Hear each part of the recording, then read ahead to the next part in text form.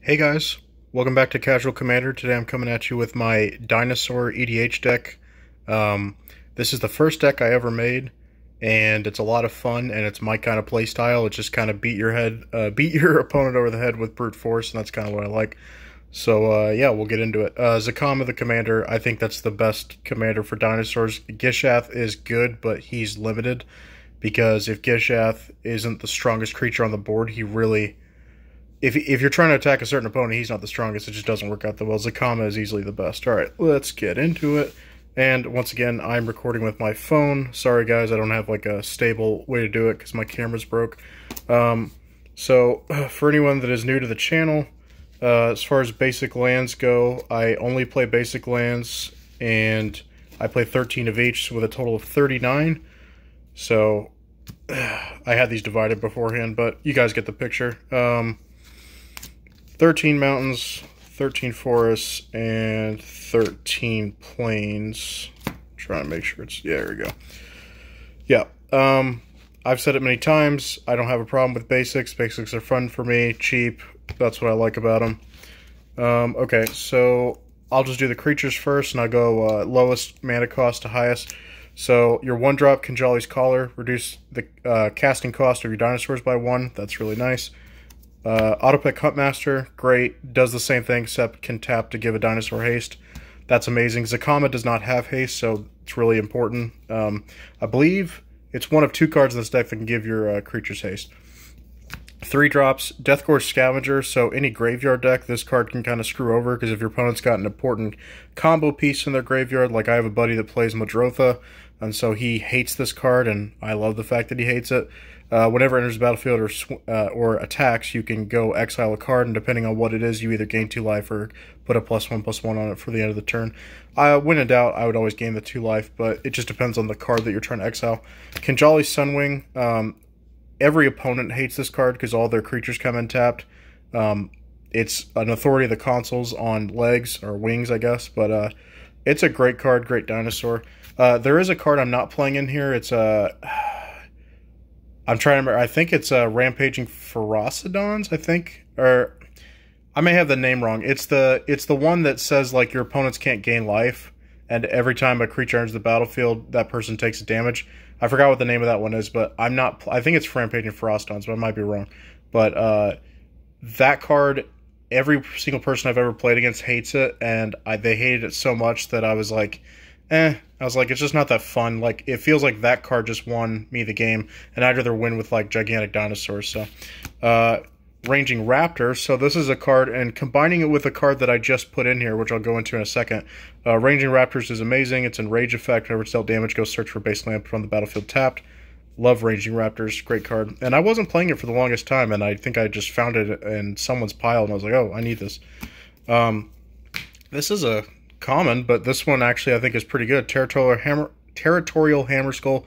When it attacks, you can tap a target creature opponent controls. What's always great is if your opponent's got one big blocker or something that you're like, well, if I run into that, my stuff dies. Just awesome. They could be like, no, tap that. Don't have to worry about it. Because this is a deck that needs to swing to win. Wayward Swordtooth. So the Ascend effect, that doesn't really matter that much. It's if you have 10 permanents, including itself, you get the City's Blessing, and then you can actually attack or block this thing. But the main thing is you play an additional land on each of your turns. And it is a 5/5 for 3, which is nice. So this is the card that I recently put in here, which when I first made this deck back in like early 2018, I think, and I made this deck with 2 of the guys on the channel, Jesse and Brendan. They both had dinosaur cards for me, and that's kind of how I got into playing Commander, was they just helped me out. We're like, here you go. And I was initially playing this card, and I don't remember what happened to it, but eventually got taken out. And this card is like... so amazing in this deck. So what some people would do with that first effect, you can search any dinosaur from your library, put it on the top. I know some people would probably get Gishath or something else. I think you need to pick the best dinosaur that will work with the other effect, which is that whenever a dinosaur enters the battlefield in control, Forerunner can deal damage to each creature, and that means he can ping all of your opponent's creatures if they're 1 toughness, like tokens, and kill them, which is awesome. But obviously you want to trigger your own enrage effects, and the one I've been doing, I just played this, and Ranging Raptors is perfect for it, because you're in the same mana range, obviously. Whenever you have the mana to play this, you can obviously play this, because this is 1 less, so, at least on your next turn. But the ability to just get basic lands every time a dinosaur is entering the battlefield under your control, it just, because our whole goal is we want to get out Zacama, so the faster you can do that, the better, and that's the best thing that I can come up with. So yeah, great card. Knight of the Stampede, another common, reduces your dinosaurs by 2, generically. Amazing card. And once again, we have so many big dinosaurs that you want to be reducing their cost a lot. Cost reduction is probably like the thing that I play in almost all my decks, just because that's what I like to do. I don't like mana rocks too much, and I don't like just sitting there and I don't know how to describe it. Like, there's a lot of people that do infinite mana stuff, and that's just not for me. Majestic Heliopterus, he's okay, but the fact that he can give another dinosaur flying until the end of turn, it's just nice if something happened on your opponent's board where they have something gigantic and you just need to fly over it with a dino. That's nice. So Raging Regisar, he can, whenever he attacks, deal damage to target creature or player. Great because if something had 1 toughness, you could ping it, or like we talked about, you can ping your own enrage effects, and that's the main thing, is you just need cards in this deck that can trigger your enrage effects to make the deck work. Ripjaw Raptor, enrage, draw a card when it's dealt damage, and pretty good for a 4-drop. He's a 4/5. Gigantosaurus, I think, because I've had, like I said, I had this deck since like early 2018, and apparently this card came out in July 2018, but I didn't know about it up until like, I don't know, maybe less than a year ago. I kind of had been going back and forth between Yu-Gi-Oh! And Magic, and I think I just lost track of this card ever coming out, and then I found it, and I was like, dude, 10/10. This is your Green Sun Zenith target. This is the only card that you really ever want to go out with Green Sun Zenith, because it's the best value that you get.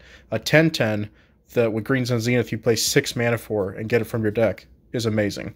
There's another card in here, Eldritch Evolution. It says sack a creature, and then you go 2 plus its mana cost, and then you go grab a creature that's that. So if you do Eldritch Evolution on a 3-drop creature, you get this out for your deck, which is awesome. And we have ways of giving it trample, but I'll get into that. Raging Swordtooth, so another guy that can trigger the enrage effects whenever it enters the battlefield, deals 1 damage to each other creature, and it has trample. We have 1 card in here that can flicker it, Conjurer's Closet. I'll get to that, but it is a cool card. And I've used him before with Conjurer's Closet, because if my opponents have like a bunch of tokens, and let's say they have 2 toughness, I've done that before where summon him the first time, he does the damage, and then I flicker him, and then he kills off all their stuff, because that's 2 damage for the whole turn. Registar Alpha, this is the other card that gives all our dinosaurs haste, and then when it enters the battlefield, it also makes a 3/3 dinosaur token with trample. It's a great card. Trapjaw Tyrant, enrage effect, when it's dealt damage, exile target opponent creature, or target creature and opponent controls until it leaves the battlefield. I normally don't like cards that, only do something until the card leaves the battlefield, but his effect is worth it in my opinion, because he's still, for 5 mana, he's a 5/5 body, which is nice. He is a dinosaur, which we need as much tribal as we can get, as many good dinosaurs as they can come out with.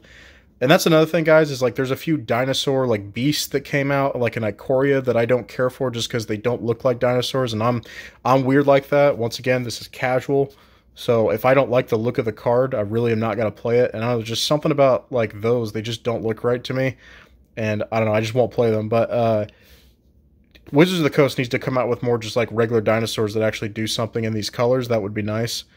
Yeah.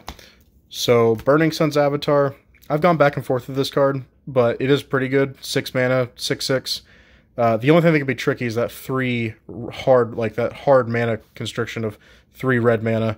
That can be a little tricky sometimes, that you'll have to wait on it just a bit. But when it enters the battlefield, deals 3 damage to target opponent and 3 damage to target creature. It's a good effect, especially if you can flicker it. Carnage Tyrant, can't be countered, trample hexproof, 7/6. Some people think this card's like overrated. I mean, is it the best? Are you going to win with it? Probably not, but just, it's another card that like your opponents have to do. Like when you play this card after already like having a problem on the board, your opponent's like, oh, great, cool, I can't even mess with that thing. It's like, yeah, you can't. So, great card. I love this one, Itali Primal Storm. Now, I know that everyone, like anyone that plays red, they normally just throw this in here, and I'm kind of weird about it, where if I'm playing something in a deck, there's a few cards that I'll have like sprinkled around that are staples or whatever, but as far as creatures go, I try to keep it pretty specific to what the deck's actually trying to do, so I don't just throw Itali in every red deck that I'm doing. Although he would be great, but I want to enjoy him in Dinosaurs. I know that sounds weird, but that's where I want to play him. Whenever he attacks, exile the top card of each player's library, including your own, and then cast any number of non-land cards, exile this way, without paying their mana cost. That's a great card. I love the artwork, love everything about that card. This is another card that I didn't find until like later, because it came out after the initial Dinosaur stuff. Rampaging Bronton. Trample. I just wish they would make more stuff like this, because this is great. You just want to beat your opponents with brute force. Whenever it attacks, it gets +1/+1 until end of turn for each land you control. Like I've kind of shown you, we have ways to getting a lot of lands pretty quick, because the whole goal is get out your commander as fast as possible. Silverclad Ferocidon's Enrage effect. When it's dealt damage, each opponent sacrifices a permanent. That's really great. Verdant Sun's Avatar. I used to play Angelic Chorus in here, but I was like, you know what? I already have a card that's already doing that, and it's this thing. Whenever it enters the battlefield or another creature enters the battlefield you control, it gain life equal to that creature's toughness. I just didn't want the redundancy. I wanted to put in more cool stuff in here. So Verdant Sun's Avatar, cool card, and he can really help you out, because there's a few ways we have of getting a lot of creatures out at once. Ancient Bronton, he's just a 9/9 for 8 mana, and he's a dinosaur, and that's the most important thing. A lot of people aren't a fan of big creatures that have no effect, but in my opinion, especially if you're playing tribal, you just need anything that could be decent, and a 9/9 for 8 mana that you can cheat out is decent. Okay, so the former commander of the deck before Zacama came out is Gishath, Sun's Avatar. He's a great card. Most opponents shit their pants whenever he comes out, because he has haste. They have no way of expecting the fact that he's coming, and when he does come out, they're just like, oh, great. Although I will say, because there isn't that many like great dinosaurs, there's a decent amount, but they could make more. I'm a little low on my dinosaur count in this build. I think I'm running 28 creatures, and there's like 3 of them that are humans, because they're basically serving the dinosaurs. They're clerics or whatever, or shamans. So I think I'm only running 25 dinosaurs. I think that's right. And because of that, when you do Gishath's effect and like, let's say you attack them directly, they have no blockers, they don't block, you just reveal the top 7. There's been so many times, a lot, where I just hit nothing. I don't get a single dinosaur. And you guys could say I'm running too many lands, but I'd rather run too many than not enough, because I want to be able to actually play the game. And then, yeah, I don't know. If there were just some cooler dinosaurs to put in, I would take a few of my enchantments, sorceries, whatever, artifacts. I would take those out and put in new dinosaurs. But he's a great card. The fact he has Vigilance, that's great, and Trample. Okay, Awakening Sun's Avatar. This is what a lot of my opponents fear. They're always worried that because this is my board wipe and it only affects them, really, it doesn't affect me.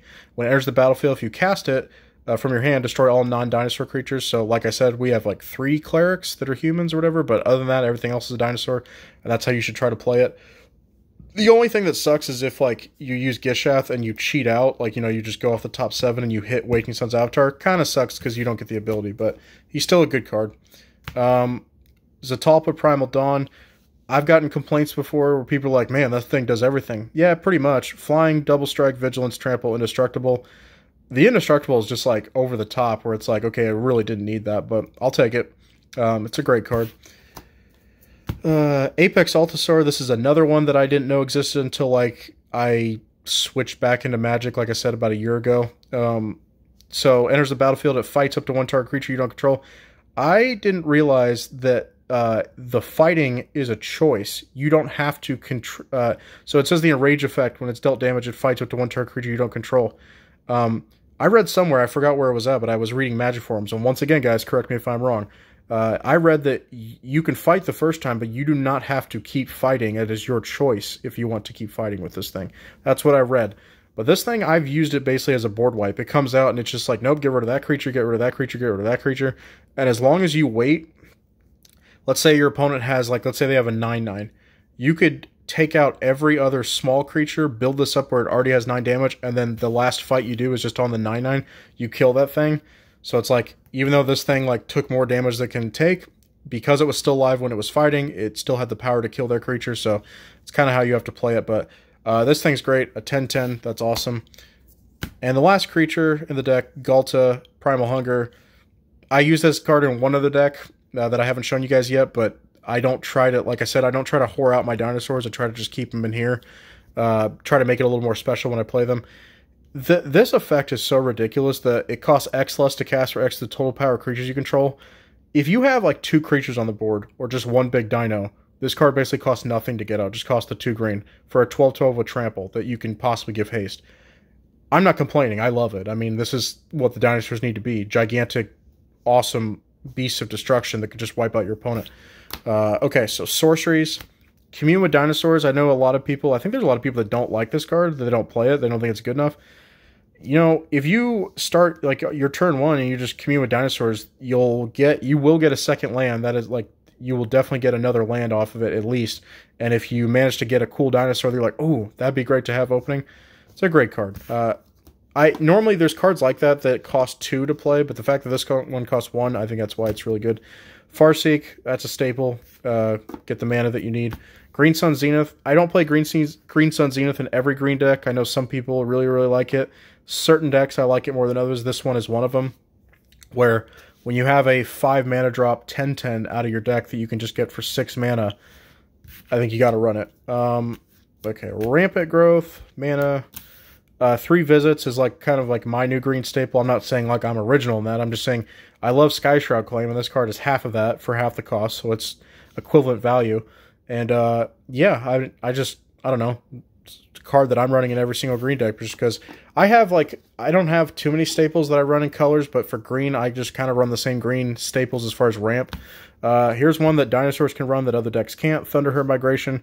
So normally you'd have to pay 3 for this card if you didn't have a dino in your hand, but if you do, you only have to pay the 2, and then you go get whatever basic land you want, put on the battlefield tap. Eldritch Evolution, I already described this card. It does exile itself once it gets used once, but this card's kind of a cool way to cheat out a bigger creature from your deck. Kodama's Reach, short little thing about me. Kodama's Reach and Cultivate are the exact same card, except one's an Arcane, and because of that, I will only play one of either. Like, I don't play both in the same deck. Once again, this is casual, so I'm just like, I have certain things of ways I play my decks, and then everyone else, you don't have to do what I do, but they're the exact same card, and it just feels really weird to me that, like, you could play both in the same deck when literally just one of them shouldn't exist. In my opinion, Kodama's Reach probably just shouldn't exist, but whatever. Savage Stomp, so this is a cool card that if you're using it on a dinosaur, it basically only costs 1 green to do. You put a +1/+1 on a dinosaur, and then it goes and fights something. That can always be good, and it can trigger your enrage effects, which is nice. Decimate, this is a red-green staple for me. If I'm ever playing red-green in a commander deck, I always have to play Decimate. I still think it's a good card. I know a lot of people, including the dudes at the Command Zone, they think this card is overrated now, and it's not that good, because they're like, yeah, but what if you get an opportunity where you can't pop one of each? I'm like, yeah, but what if you can? Which, like, I would say, like, 80 to 85% of the time, all those things are on the board for you to pop. Obviously, the lands are always on the board. Someone's usually always got an artifact. Someone's always got a creature. It's just the enchantment thing. And let's be honest, a lot of the best cards in the game are enchantments. So a lot of people have 1 enchantment. So for 4 mana to pop 4 things, great.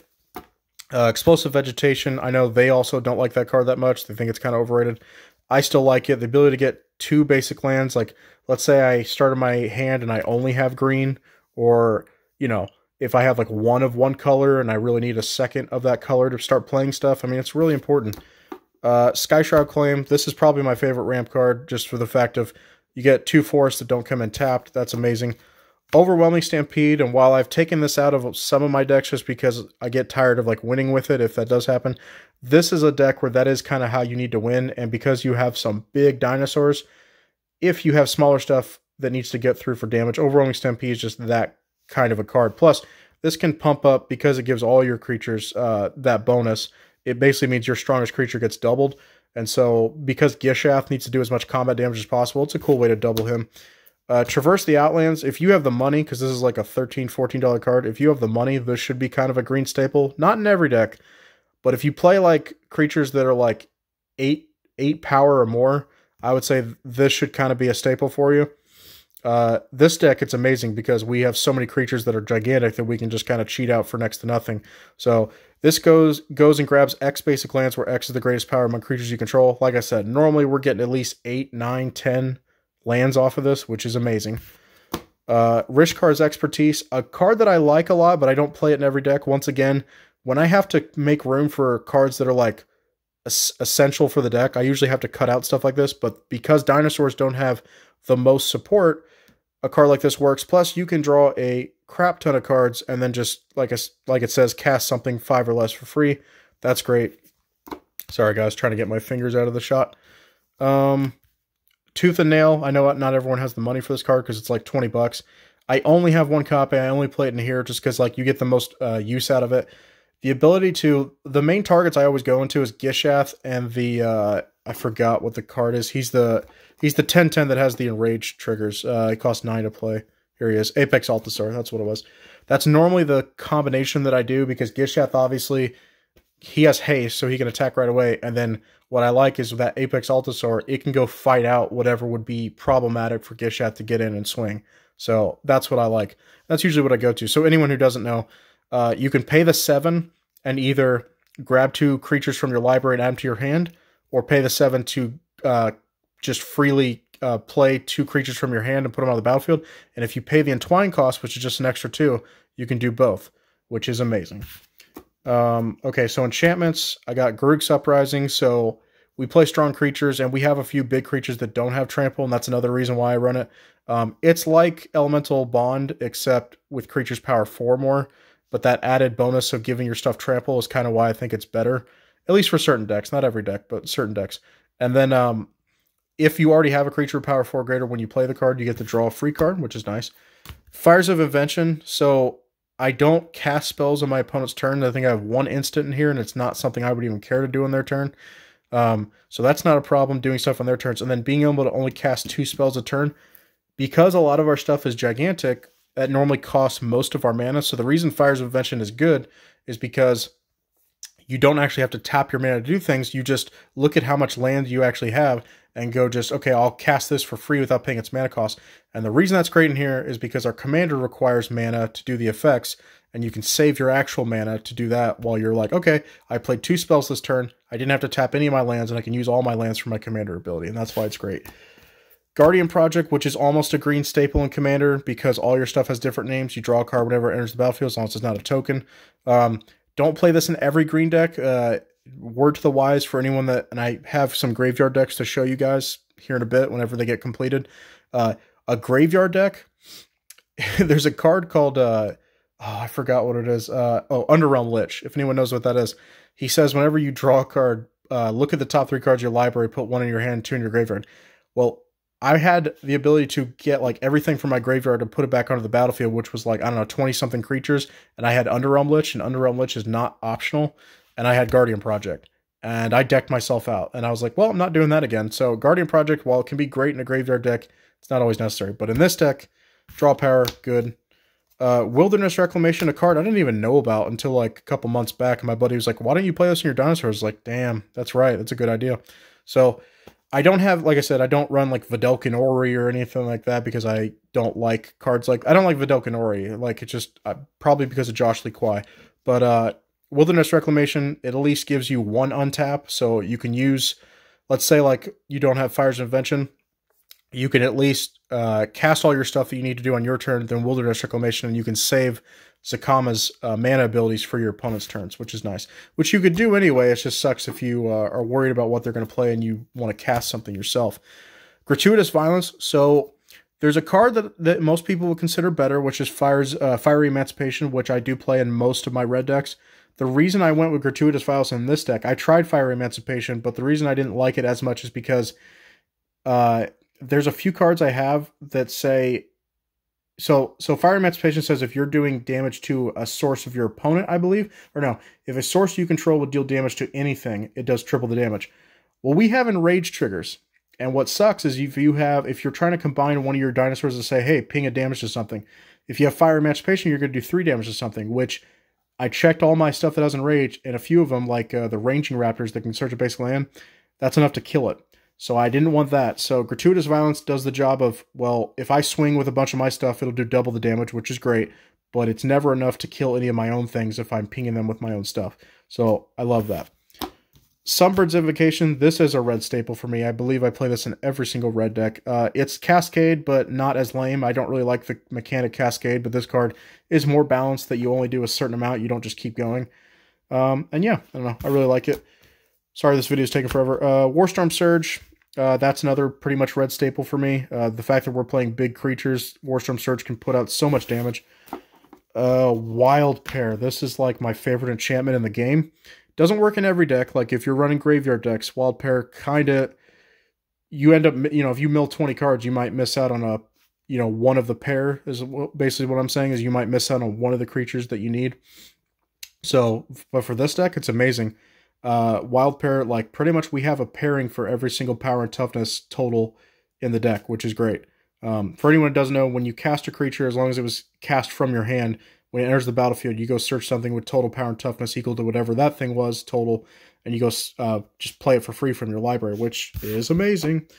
Okay, so we're now down to artifacts. So I got the medallions, which are staples for me in 3-color decks, which that's all I have as of right now is 3-color decks. So yep. For anyone that doesn't know, Emerald is about the only one that's affordable. It's only about like $5. Pearl, I think, is like 10 to 12. Ruby's like 17. And then like Sapphire's 20. And Jet Medallion is the most expensive at like 28. Herald's Horn, reducing the cost of dinosaurs. Semblance Anvil. A card that I used to play in like all my decks is Semblance Anvil, but I took it out because I realized that exiling one card out of your hand was kind of a big deal after a while. But for this deck, if you exile a creature, you're going to be happy with that for the fact of you're like, okay, that means that's 2 turns faster I can get on my commander by reducing its cost by 2. And that's the main thing that's important, is just get out big dinos as soon as possible, including your commander. Anything that does that, it's great. Urza's Incubator, $20 card, but for this deck, if you're running tribal, it's great. Trying to reduce the cost of big stuff. Conjurer's Closet, I brought this up before, being able to flicker a few dinos that have ETB effects or stuff that can trigger like a Warstorm Surge or whatever. So that's good. And then the last card, Kindred Summons. And while I can't be like, oh, I haven't really got to use this card a whole lot. It costs 7. But I feel like in this deck, if I have 3 dinos, I feel like this card will be worth it. I think. Like the fact of like just, and that's the whole thing. You don't have to run that many dinos. Like I said, I think I'm really running 25 in the main deck, but you're gonna hit something. So I'm giving it a shot. I'm trying to make a dragon deck here in the future, and this card will definitely go in that one. But dinos just don't have the same amount of ways as like just dinos. You don't get a crap ton of dinos out on the board, so you're not going to get as many. I mean, they could always try to make more cards for dinos, like I said, more support. But yeah, and then obviously, like I showed earlier, the commander.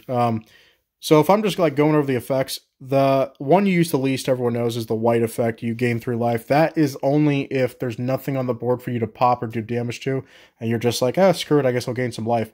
But that barely ever happens. I would say it's about 50-50 for the other ones. You pop artifacts, enchantments a lot, which your opponents hate it, and deals 3 damage to target creature. That happens a lot. And with Gratuitous Violence, it's doing 6 damage every time you do that effect, which is great. Things that I'll say, I know my friends that I play with, they hate Zacama, and I can understand it, but I try to tell them, this thing does cost 9 mana to get out, and even though we can reduce its cost, it costs 9 mana. I know that it's like a god, like as far as it gets power level, I understand that, but like, it costs 9 mana. You would hope something would be good if it cost 9 mana for you to get out. I'm just saying. Some people think it does too much. It's great. It doesn't have haste by itself. There's that. It doesn't have flying. It does have reach and trample and vigilance, but I think, like, did they make this a little too powerful? You could say that the untapping all your lands when it enters the battlefield when you cast it. I get it. It pays for itself. But that being said, it's not like it can be flickered and do that. They prevented that. And I mean, I don't know. Like, I just think you should get some reward for playing it. I'm happy with the card. I love it, but I know like some people just think it's too powerful. But I think dinosaurs needed it, because if dinosaurs didn't have this, I don't think they'd be like really viable at all. I don't think you'd be able to win with them if you just had Gishath and that was it. So anyway, that's it for the deck. I took like 30 minutes of your guys' time, but I hope you enjoyed it, and I'll come at you guys with some more profiles. Have a good day.